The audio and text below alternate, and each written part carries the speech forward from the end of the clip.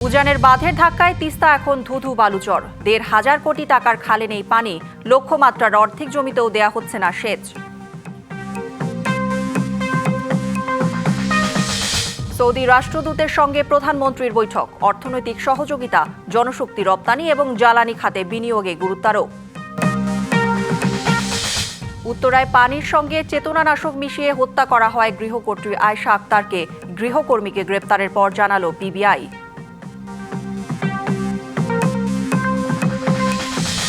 Supreme কোর্টের আদেশেও দমেননি Trump. প্রথমে 10 পড়লেও অবশেষে 15% শুল্ক আরোপ।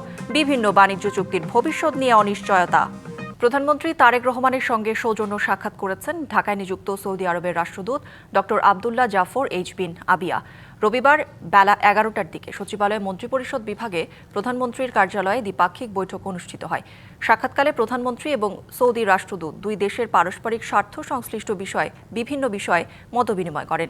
বিশেষ করে অর্থনৈতিক সহযোগিতা, জনশক্তি রপ্তানি এবং জ্বালানি খাতে বিনিয়োগ বৃদ্ধির বিষয়ে গুরুত্বারোপ করা হয়। সৌদি রাষ্ট্রদূত বাংলাদেশের নতুন সরকারের গৃহীত বিভিন্ন সংস্কার উদ্যোগের প্রশংসা করেন এবং ভবিষ্যতে দুই দেশের সম্পর্ক আরও সুদৃঢ় করার আশাবাদ ব্যক্ত করেন। এর আগে প্রধানমন্ত্রী পররাষ্ট্রমন্ত্রী খলিলুর রহমানের সাথে বৈঠক করেন। দুপুরে হযরত শাহজালাল আন্তর্জাতিক বিমানবন্দরের ৩য় টার্মিনাল নিয়ে একটি সভায় যোগ দেন প্রধানমন্ত্রী। এছাড়া বিভিন্ন মন্ত্রীদের সাথেও একাধিক বৈঠক রয়েছে তার। সপ্তাহের প্রথম দিনে সচিবালয়ে অফিস করছেন প্রধানমন্ত্রী তারেক রহমান। এছাড়া অন্যান্য মন্ত্রীরাও ব্যস্ত সময় কাটাচ্ছেন। এ নিয়ে আরও জানাতে সরাসরি যুক্ত হচ্ছেন সহকর্মী শাহ ইমন। ইমন, প্রধানমন্ত্রী বিভিন্ন বৈঠকের খবর আমরা দর্শকদের জানাচ্ছিলাম, বাকি মন্ত্রীদের সাথেও বৈঠক করবেন, সে বিষয়ে আর কি তথ্য আছে আপনার কাছে জানাবেন? গৌরী, আজকে সকাল 9:30 থেকেই প্রধানমন্ত্রী তারেক রহমান উনি সচিবালয়ে প্রবেশ করেছেন এবং ওনার নিজ কার্যালয়ে বিভিন্ন কর্মসূচি, ব্যস্ততম কর্মসূচি পালন করছে। তো আজকে সৌদির রাষ্ট্রদূত তার সাথে একটি দ্বিপাক্ষিক বৈঠক ছিল। সেই বৈঠকে তারেক রহমানের সাথে আরও উপস্থিত ছিলেন তার পররাষ্ট্র বিষয়ক উপদেষ্টা এবং পররাষ্ট্রমন্ত্রী খলিলুর রহমান আর হুমায়ুন কবির পররাষ্ট্র উপদেষ্টা, ওনারা ছিলেন এবং ওনার সাথে একটি ঘণ্টাখানিক একটি বৈঠক হয়েছে। এই বৈঠকে সৌদি রাষ্ট্র দূতের পক্ষ থেকে তারেক রহমানকে প্রধানমন্ত্রী হিসেবে নির্বাচিত হওয়ার কারণে তাকে শুভেচ্ছা জানিয়েছেন এবং দুই দেশের ব্যবসা বাণিজ্য এবং শ্রমবাজার আরও কীভাবে বৃদ্ধি করা যায় সেই বিষয়ে দ্বিপাক্ষিক আলোচনা হয়েছেন। বৈঠকটি শেষে কিছুক্ষণ আগেই গণমাধ্যমের সাথে কথা বলেছেন প্রধানমন্ত্রীর পররাষ্ট্র বিষয়ক উপদেষ্টা হুমায়ুন কবির। উনি যেটি জানিয়েছেন যে সৌদি বাদশার পক্ষ থেকে তারেক রহমানকে শুভেচ্ছা জানানো হয়েছে এবং দুই দেশের ব্যবসা বাণিজ্য এবং কীভাবে সহযোগিতা করা যায় সেই বিষয়েও সৌদি বাদশা ইচ্ছা প্রকাশ করেছেন যে তারেক রহমানকে এবং বাংলাদেশকে তারা সহযোগিতা করতে চান এবং ব্যবসা বাণিজ্যের প্রসার ঘটাতে চান। তারেক রহমানের পক্ষ থেকেও আগ্রহ প্রকাশ করা হয়েছে এবং দুই দেশের স্বার্থ সংশ্লিষ্ট বিষয়ে নানা বৈঠকে এজেন্ডাগুলো নিয়ে আলোচনা হয়েছে। এরপরে আরেকটি বৈঠক হয়েছে, সেটি হচ্ছে যে 3rd টার্মিনাল নিয়ে। সেই বিষয়ে যে বিমানমন্ত্রী ছিলেন রিতা খানম, উনি এসে কথা বলেছেন। উনি জানিয়েছেন যে এখন এই 3rd টার্মিনাল চালু করার ব্যাপারে কিভাবে চালু করা যায় এই বিষয়ে তারা আলোচনা করেছেন এবং খুব শীঘ্রই একটা সিদ্ধান্তে উপনীত হবেন। আর এরপরে আরেকটি কর্মসূচি রয়েছে, সেটি হচ্ছে যে এখানে রাজনৈতিক উপদেষ্টা নজরুল ইসলাম খান এবং রাজনৈতিক উপদেষ্টা মির্জা আব্বাসও এসেছেন কিছুক্ষণ আগে। এছাড়া স্থানীয় সরকার এবং স্বরাষ্ট্র এই দুইটি মন্ত্রণালয়ের মন্ত্রী আপনার সালাউদ্দিন আহমেদ এবং মির্জা ফখরুল ইসলাম আলমগীর, তাদের সাথেও প্রধানমন্ত্রীর একটি বৈঠক এখন হওয়ার কথা রয়েছে। এই ছিল সর্বশেষ সচিবালয়ের প্রধানমন্ত্রীর বিভিন্ন কর্মসূচির সংবাদ। ইমন, ধন্যবাদ আপনাকে। শিক্ষকদের মূল্যায়ন এবং শিক্ষক কর্মচারীদের বেতন স্কেল সহ সকল ন্যায্য দাবি পূরণে প্রধানমন্ত্রী তারেক রহমানের কাছে উপস্থাপন করা হবে বলে জানিয়েছেন শিক্ষামন্ত্রী এহসানুল হক মিলন। সচিবালয়ে বাংলাদেশ শিক্ষক কর্মচারী ঐক্য জোটের নেতৃবৃন্দের সাথে বৈঠকে জোট নেতাদের এই আশ্বাস দেন। শিক্ষকদের আর কোনো দাবি নিয়ে আর কখনো মন্ত্রণালয়ে যেতে হবে না বলেও প্রতিশ্রুতি দেন তিনি। এ সময় দুর্নীতিমুক্ত শিক্ষা মন্ত্রণালয় গড়ে তোলার প্রতিশ্রুতি দিয়ে শিক্ষা প্রতিমন্ত্রী ববি হাজ্জাজ জানান, শিক্ষার সকল কারিকুলামকে এক ছাতার নিচে নিয়ে আসা হবে। মনিটরিং বিষয়গুলো বাজেট অ্যালোকেশনের বিষয় রয়েছে, এটা আমরা পর্যালোচনা করব। আপনাদের দাবি মাননীয় প্রধানমন্ত্রীর কাছে উত্থাপন করা হবে, যেহেতু এটা নতুন বাজেট না, তবুও আমরা আপনার প্রস্তাব মাননীয় প্রধানমন্ত্রীর কাছে উত্থাপন করব। দেখি আপনাদের জন্য খানিকটা কিছু করা যায় কিনা। আমরা প্রথম 2-3 দিনই বৃহত্তর আলোচনা করেছি যে আমরা এক কারিকুলাম আন্দোলনের অধীনে পুরো দেশকে আনতে চাই। আমরা আমাদের মন্ত্রণালয়ের মাধ্যমে এটা বেটিং করব, চেক করব, তারপর অন্য মন্ত্রণালয়ের সাথে এই কাগজ নিয়ে বসা শুরু করব। রাজধানীর উত্তরায় চেতনানাশক মেশানো পানি খেয়ে গৃহকর্ত্রী আয়েশা আক্তারের মৃত্যু হয়েছে। এ ঘটনায় গৃহকর্মী বিলকিসকে গ্রেপ্তার করেছে পুলিশ ব্যুরো অফ ইনভেস্টিগেশন। সংস্থাটি বলছে, পরিচয় লুকিয়ে গৃহকর্মীর পেশার আড়ালে চুরি করাই তার কাজ। বিভিন্ন থানায় 5টি মামলা রয়েছেও বিলকিসের বিরুদ্ধে। গত মঙ্গলবার রাতে উত্তরা 7 নম্বর সেক্টরের 18 নম্বর রোডের একটি ভবনের 6 তলায় একটি ফ্ল্যাট থেকে স্বামী স্ত্রীকে অচেতন অবস্থায় উদ্ধার করা হয়। পরে স্থানীয় একটি হাসপাতালে নেওয়া হলে চিকিৎসক গৃহকর্ত্রী আয়েশাকে মৃত ঘোষণা করেন। তার স্বামী আনোয়ার হোসেন এখনও চিকিৎসাধীন। ওই দম্পতির সঙ্গে তাদের ছোট ছেলে মনোয়ার হোসেন ও পুত্রবধূ থাকতেন, তবে ঘটনার সময় তারা বাসায় ছিলেন না। ঘটনার পরপরই পালিয়ে যায় গৃহকর্মী বিলকিস। 3 দিন আগে একজন পরিচ্ছন্নতা কর্মীর মাধ্যমে ওই গৃহকর্মীকে নিয়োগ দেওয়া হয়েছিল। অবশেষে বৃহস্পতিবার ওই গৃহকর্মীকে গাজীপুর থেকে গ্রেপ্তার করে পিবিআই। রবিবার সকালে পিবিআই ঢাকা মেট্রোর উত্তর কার্যালয়ে সংবাদ সম্মেলনে জানানো হয়, পূর্ব পরিকল্পনা অনুযায়ী পানির সঙ্গে চেতনানাশক মিশিয়ে খাওয়ানো হয় ভুক্তভোগী আয়েশা আক্তার ও তার স্বামী আনোয়ার হোসেনকে। পানির সাথে সে এই ট্যাবলেট গলিয়ে 10টা ট্যাবলেট গলিয়ে সে এগুলাকে গৃহকর্ত্রী এবং তার হাজব্যান্ডকে খাইয়েছে। এবং আমরা তার ব্যাগের ভিতর থেকে ওই ট্যাবলেটের স্ট্রিপটা পেয়েছি। এই গৃহকর্মীর বিরুদ্ধে আরও 5টা সেম ধরনের মামলা রয়েছে। পিবিআই জানায়, গৃহকর্মী নিয়োগের ক্ষেত্রে নাম, ঠিকানা ও এনআইডি যাচাই করে নিতে হবে। যখন আপনারা গৃহকর্মী নিয়োগ দিবেন, তাদের আইডিটা নিশ্চিত করবেন, এনআইডি সংরক্ষণ করার চেষ্টা করবেন, সেটা নিশ্চিত করবেন। অনেক সময় এনআইডিগুলো ফলস ফেব্রিকেটেড হয়। তাদের ছবি রাখার চেষ্টা করবেন, তাদের পরিচিত নিকটজনদের সম্পর্কে ভেরিফাই করবেন, যাতে করে এই ধরনের ঘটনা পুনরাবৃত্তি বাংলাদেশে না ঘটে। এর আগেও অভিযুক্ত বিলকিসের বিরুদ্ধে রাজধানীর বিভিন্ন থানায় 5টি মামলা রয়েছে। Farhaduzzaman, DBC news, Dhaka. 17 বছর আগে রাজধানীর কামরাঙ্গীচরে সংঘবদ্ধ ধর্ষণের দায়ে 4 জনের যাবজ্জীবন কারাদণ্ড দিয়েছে ট্রাইব্যুনাল। পাশাপাশি প্রত্যেককে 1 লাখ টাকা করে জরিমানা, অনাদায়ে আরও 1 বছরের বিনাশ্রমে কারাদণ্ডের আদেশ দেওয়া হয়েছে। সকালে ঢাকা নারী ও শিশু নির্যাতন দমন ট্রাইব্যুনাল 4-এর বিচারক মশিয়ার রহমান এই রায় ঘোষণা করেন। যাবজ্জীবন কারাদণ্ডপ্রাপ্ত আসামিরা হলেন শহীদুল ইসলাম, সাইফুল ইসলাম, নিজাম ও মনির হোসেন ওরফে সেন্টু। রায়ে আসামিদের স্থাবর অস্থাবর সম্পত্তি বিক্রি করে জরিমানার টাকা রাষ্ট্রীয় কোষাগারে জমা দেওয়ার জন্য জেলা ম্যাজিস্ট্রেটকে নির্দেশ দেয় ট্রাইব্যুনাল। আসামি সাইফুল ইসলাম পলাতক থাকায় তার বিরুদ্ধে গ্রেপ্তারি পরোয়ানা জারি করা হয়। 2009 সালের 26 সেপ্টেম্বর এই ঘটনা ঘটে। ভুক্তভোগী বাদী হয়ে কামরাঙ্গীরচর থানায় মামলা করার পর 2010 সালের 31 অক্টোবর অভিযোগপত্র দাখিল করে পুলিশ।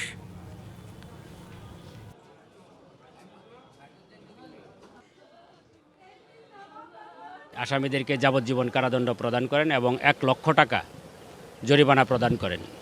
1 লক্ষ টাকা ডিসি ঢাকা মহোদয়কে উত্তোলনপূর্বক ভিকটিমের পরিবারকে দেওয়ার জন্য নির্দেশ প্রদান করেন এবং 1 লক্ষ টাকা দিতে না পারলে তাদেরকে আরও 1 বছরের সশ্রম কারাদণ্ড প্রদান করেন। ব্রাহ্মণবাড়িয়ার নবীনগরে মেঘনা নদীর পার কেটে অবৈধভাবে বালু তোলার প্রতিবাদ করতে গিয়ে সশস্ত্র হামলার শিকার হয়েছে গ্রামবাসী। এ ঘটনায় গুলিবিদ্ধ হয়েছেন 3 জন। সকাল 8টার দিকে নবীনগর উপজেলার পশ্চিম ইউনিয়নের চরলাপাং এলাকায় এই ঘটনা ঘটে। স্থানীয়দের অভিযোগ, দীর্ঘদিন ধরে একটি প্রভাবশালী চক্র মেঘনা নদীর পার কেটে অবৈধভাবে বালু তুলছিল। সকালে নদীর তীরের চরলাপাং মৌজায় বালু তোলার সময় এলাকাবাসী বাধা দিতে গেলে উত্তেজনার সৃষ্টি হয়। এক পর্যায়ে বালু তোলায় জড়িতরা অস্ত্র নিয়ে গ্রামবাসীর ওপর এলোপাতাড়ি গুলি ছোড়ে। এতে গুলিবিদ্ধ হন নুরুল আমিন, রূপ মিয়া ও স্বপন মিয়া। স্থানীয়রা তাদের নবীনগর উপজেলা স্বাস্থ্য কমপ্লেক্সে নিয়ে যান। পরে উন্নত চিকিৎসার জন্য তাদের ব্রাহ্মণবাড়িয়া সদর হাসপাতালে পাঠানো হয়েছে। নবীনগর উপজেলার শ্যামগ্রাম ইউনিয়নের নাসিরাবাদ এলাকায় মেঘনা নদী থেকে 1 বছরের জন্য নির্ধারিত সীমানায় বালু তোলার ইজারা দেওয়া হয়েছিল সামিউল ট্রেডার্সকে। স্থানীয়দের অভিযোগ, শর্ত ভঙ্গ করে সীমানার বাইরে গিয়ে নদী তীরের ফসলি জমি কেটে বালু তোলা হচ্ছিল।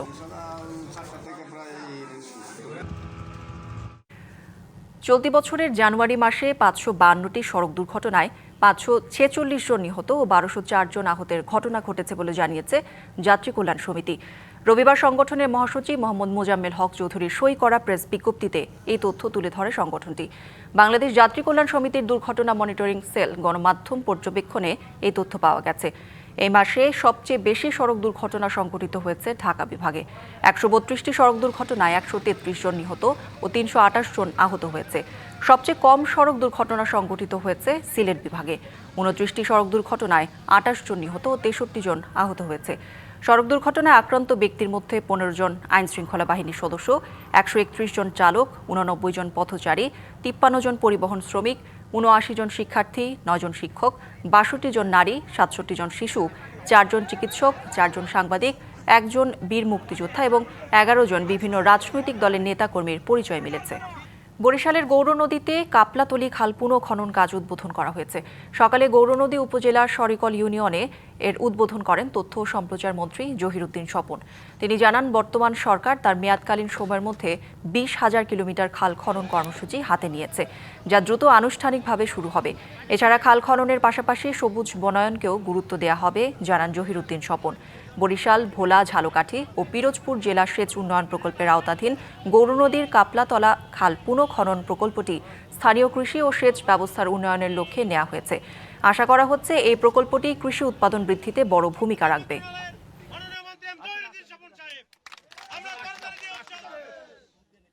২০,০০০ কিলোমিটারের খাল খনন প্রকল্প আমরা হাতে নিয়েছি। আমরা আমাদের মেয়াদে এই কাজ শেষ করতে চাই। এই মুহূর্তে যে কর্মসূচিগুলি চলমান আছে সেচ প্রকল্পের, আমি আজকে তার একটা উদ্বোধন করলাম। আমরা একই দিন একই সাথে খাল খননের পাশাপাশি আমরা প্রতিটি খালের দুই পাশে বৃক্ষরোপণের কর্মসূচিকেও সমন্বিত করছি। ভোক্তা অধিকারের অভিযানে বাধা ও মার্কেট বন্ধ করার হুমকি দেওয়ার ঘটনায় দোষীদের বিরুদ্ধে শাস্তিমূলক ব্যবস্থা নেওয়া সহ ৫ দফা দাবি জানিয়েছেন কনজিউমার্স অ্যাসোসিয়েশন অব বাংলাদেশ বা ক্যাব। সকালে রাজধানী জাতীয় প্রেস ক্লাবের সামনে মানববন্ধনে এসব দাবি জানানো হয়। এ সময় বক্তারা বলেন, বাজার সিন্ডিকেটের হাতে জনগণ জিম্মি, হাতিয়ে নেওয়া হচ্ছে কোটি কোটি টাকা। বাজার সিন্ডিকেট বন্ধ না হলে সাধারণত জনগণের দুর্ভোগ কমবে না। তাই শিগগিরই সিন্ডিকেট কারসাজির সঙ্গে জড়িতদের বিরুদ্ধে আইনগত পদক্ষেপ নেওয়ার দাবি জানানো হয়। স্বচ্ছতা ও জবাবদিহিতা নিশ্চিত করতে বাজার মনিটরিংয়ের জোর দাবিও জানান বক্তারা। ঐতিহ্য আর স্বাদের অনন্য মিশ্রণ হাতে ভাজা মুড়ি। প্রযুক্তির এই কালেও যার কদর এখনো অটুট, রমজানে যার চাহিদা বেড়ে যায় কয়েক গুণ। তা সত্ত্বেও টাঙ্গাইলের হাতে ভাজা মুড়ি কারিগরদের অভিযোগ, শ্রমের বিপরীতে ন্যায্য মজুরি না পাওয়ার। বিশেষ জাতের ধানের চালের সাথে লবণ পানি মিশিয়ে মাটির হাড়ের তপ্ত বালুতে ছেড়ে দিতেই তৈরি হচ্ছে হাতে ভাজা মুড়ি। আর রমজান মাসে এ হাতে ভাজা মুড়ির চাহিদা বাড়ে কয়েক গুণ। টাঙ্গাইলের কালিহাতীর দৌলতপুর গ্রামের খালেদা বেগম ৩০ বছর যাবৎ ধরে রেখেছেন এই শিল্প। তার অভিযোগ, শ্রম ও উপকরণ মূল্য অনুযায়ী ন্যায্য দাম না পাওয়ার। এ চিত্র জেলার কয়েক হাজার হাতে ভাজা মুড়ির কারিগরদের। নির্দিষ্ট পরিমাণে উৎপাদন হয়, দামও বেশি, যদিও এতেও মিলছে না কাঙ্ক্ষিত লাভ, দাবি সংশ্লিষ্টদের। এখন বাবাইছি, এখন বলকাইছি, পোলাভান গেন্দা চাল ফালাই থুয়ে বাঁচছি, এখন তো পারি না। ওখান পারে যে রোজা থাকে মাসে, জায়গায় জায়গায় থেকে মাসে মুড়ি খায়, আবার রোজার কয় 15টা গেলেই মুড়ি ঠেক খাবো, নিব না। ঐতিহ্য ও স্বাদ টিকিয়ে রাখতে হাতে ভাজা মুড়ি কারিগরদের সহযোগিতা করার কথা জানান কালিহাতী উপজেলা নির্বাহী কর্মকর্তা। স্থানীয়ভাবে যদি কেউ আমাদের কাছে সরকারি কোনো সহায়তা অথবা ঋণ কার্যক্রমে সম্পৃক্ত হতে চায়, সেক্ষেত্রে আমরা তাদেরকে বিভিন্ন সরকারি দপ্তরের মাধ্যমে তাদের সুদমুক্ত যে ঋণ, সেই বিষয়ে আমরা সহযোগিতা করব। সংশ্লিষ্টরা বলছেন, প্রতি বছর রমজান মাসে মানভেদে জেলায় হাতে ভাজা মুড়ি বিক্রি হয় ৫ কোটি টাকার। Sohel Talukdar, DBC news, Tangail. ঈদকে সামনে রেখে রাজধানীর ফ্যাশন হাউস ও শপিং মলগুলোতে আসতে শুরু করেছেন ক্রেতারা। এবারের ঈদে পাকিস্তানি পোশাকের পাশাপাশি ফার্সি সালোয়ার ও গারারায় দেখা যাচ্ছে নতুন ট্রেন্ড। বিক্রেতারা বলছেন, নতুন সরকার আশায় ফিরেছে ক্রেতাদের আস্থা। বেচাকেনা এখনও তেমন জমে না উঠলেও তাদের আশা, ঈদের দিন ঘনিয়ে আসার সাথে সাথে বাড়বে বিক্রি।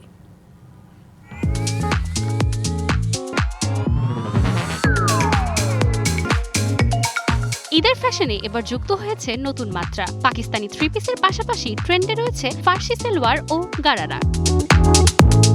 নান্দনিক নকশা আর আরামদায়ক কাপড়ের মেলবন্ধনে তরুণীরা খুঁজে নিচ্ছেন তাদের ঈদের পরিপূর্ণ সাজ ও স্বস্তি। আমি এবার ঈদে হলুদ কালার লেহেঙ্গা এবং গোলাপি কালার চাদর কিনেছি। ফার্সি নিয়েছি, অনেক কিছুই নিয়েছি, গারারা, সারা। আমি বুটিক্স পরে কমফোর্টেবল ফিল করি, সেই জন্য আমি নিছি, আরামদায়ক মনে হয় আমার কাছে। বাজারে অনেক পণ্যের দাম এখন তুলনামূলক সহনীয় হওয়ায় স্বাচ্ছন্দ্যে কেনাকাটা করছেন ক্রেতারা। গত বছর পড়ছিল হচ্ছে আমার প্রাইস 3500 পড়ছিল, আর সেই হিসেবে এবার কমই পড়ছে। গত বছরের তুলনায় এবার প্রাইসটা অনেক ভালো লাগছে আর কি, কম আছে সবকিছু সবার সাধ্যের মধ্যেই পাওয়া যাচ্ছে। অন্যদিকে বিক্রেতারা বলছেন গত বছরের তুলনায় কিছু পোশাকের দাম কম থাকলেও এখনো আশানুরূপ ক্রেতার সমাগম নেই। তবে ঈদ যত ঘনিয়ে আসবে ততই বিক্রির গতি বাড়বে এমন প্রত্যাশা তাদের। প্রোডাক্টের দাম কম, কাপড়ের দাম কম, মেটেরিয়ালসের দাম কম। বাচ্চাদের প্রোডাক্টগুলো সর্বনিম্ন 2500 থেকে 3000, আর বড়দের হচ্ছে স্টার্টিং আপনার 3000। এগুলো ইন্ডিয়া থেকে ম্যাক্সিমাম আসে আমাদের, ঠিক আছে। আর প্রাইস রেঞ্জগুলো 3 থেকে 7000-এর মধ্যে থাকে। তো বা মানুষের ভিতরে কোনো আতঙ্ক আছে কিনা দেশের বিষয় নিয়ে, এই যে একটা বেচা কিনা দেখতেছেন পুরো দোকান খালি। আশাবাদী যে হয়তো সামনে মাস শেষে হয়তো বেচা কিনা লাগবে। নতুন ট্রেন্ড আর বৈচিত্র্যময় ডিজাইনে জমে উঠেছে এবারের ঈদ বাজার। সময়ের সঙ্গে ফ্যাশনে আসা এই পরিবর্তনই যেন ক্রেতারা খুঁজে নিচ্ছেন তাদের ঈদের বিশেষ আনন্দ। Nilima, DBC news, Dhaka. নিজের জনপ্রিয়তা পরখ করতে নির্বাচনের দাবি জানিয়েছেন চট্টগ্রাম সিটি কর্পোরেশনের বিদায়ী মেয়র ডাক্তার শাহাদাত হোসেন। গত 17 মাস মেয়র হিসেবে দায়িত্ব পালনের পর আজ মেয়াদ শেষ হচ্ছে। তফসিল ঘোষণার আগ পর্যন্ত মেয়র হিসেবে থাকতে চান তিনি। দল থেকে মনোনয়ন দেয়া হলে জয়ের ব্যাপারে আশাবাদী ডাক্তার শাহাদাত।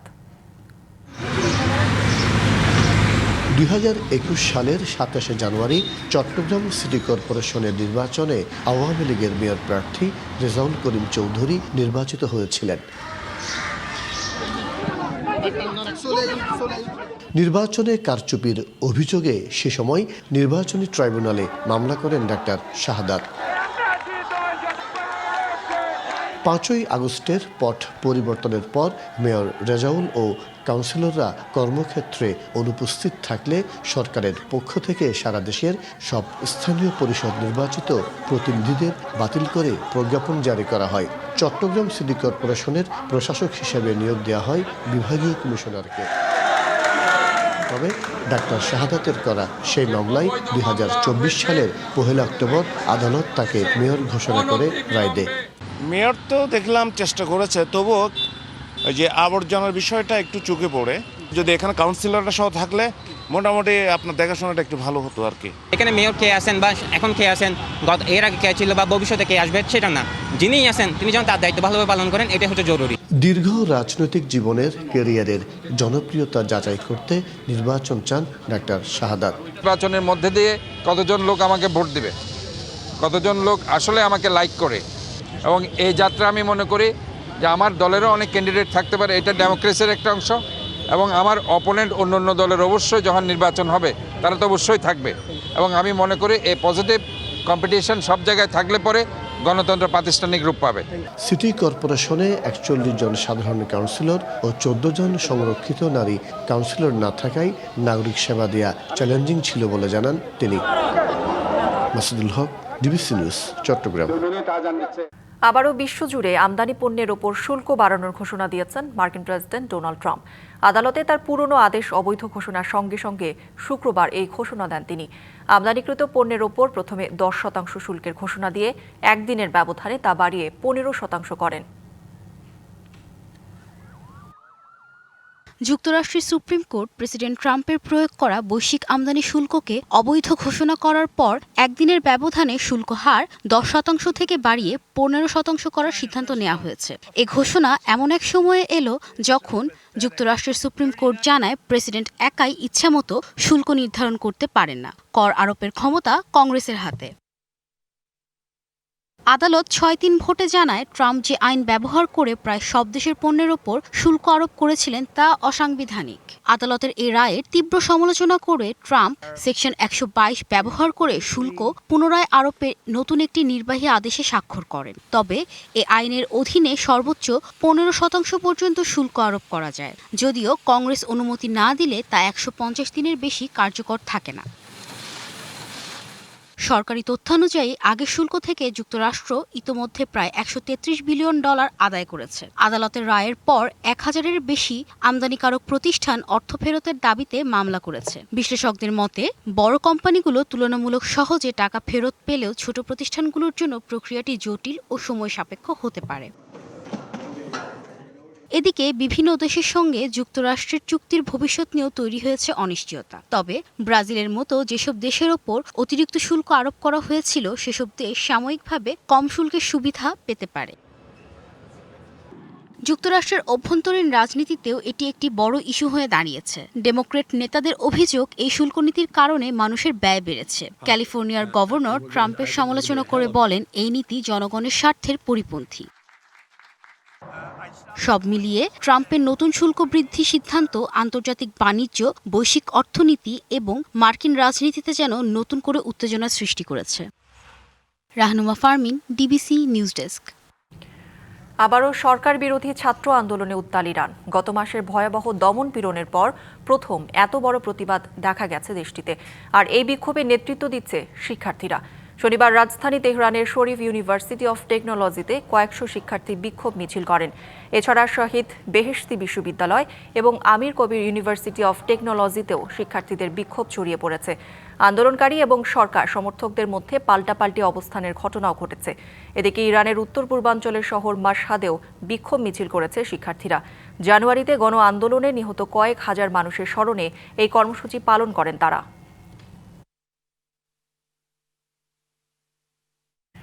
ভারতে সন্ত্রাসী হামলার পরিকল্পনার অভিযোগে পাকিস্তানের গোয়েন্দা সংস্থা আইএসআই ও বাংলাদেশের চরমপন্থী সংগঠনের ৮ কর্মীকে আটক করা হয়েছে। রবিবার এই তথ্য নিশ্চিত করেছে ভারতীয় সংবাদ মাধ্যম ইন্ডিয়া টুডে। প্রতিবেদনে উল্লেখ করা হয়েছে, দিল্লি পুলিশ পাকিস্তানের ইন্টার সার্ভিসেস ইন্টেলিজেন্স, আইএসআই এবং বাংলাদেশ ভিত্তিক চরমপন্থী সংগঠনগুলোর সাথে যুক্ত একটি বড় সন্ত্রাসী মডিউলের সন্ধান পেয়েছে। কর্মকর্তারা জানিয়েছেন, আটক ব্যক্তিরা ভারতে বিদেশি কোনো গ্রুপের নির্দেশে বড় ধরনের সন্ত্রাসী হামলার পরিকল্পনা করছিলেন।